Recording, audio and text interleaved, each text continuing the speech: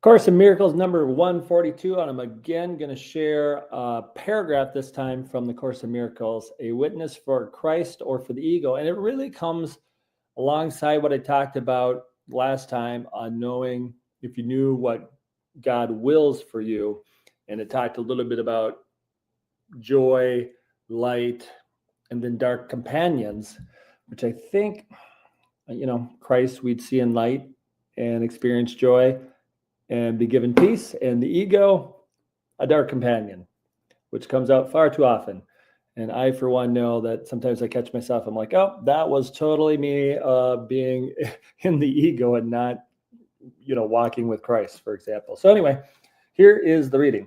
Every brother you meet becomes a witness for Christ or for the ego, depending on what you perceive in him. Everyone convinces you of what you want to perceive and of the reality of the kingdom you have chosen for your vigilance.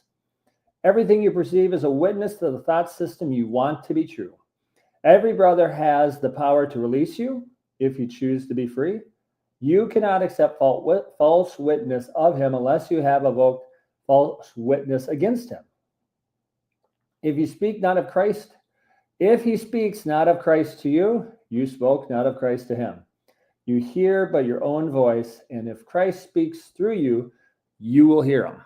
Okay, so very interesting, because how many times I think I do occasionally feel like, hey, that person is speaking in a Christ-like way to me, but it's very rare.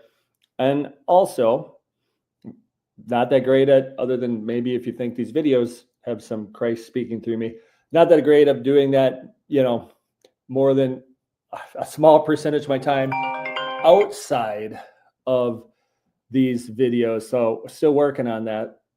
I think it's just coming off kind of like, hey, this is, how we're used to being. So do we evoke Christ in somebody, or do we evoke the ego? And I know for a fact that's something I got to work on. Probably not very, very far along the pendulum of where I want to be for evoking Christ in somebody. But it's an interesting thing to share. So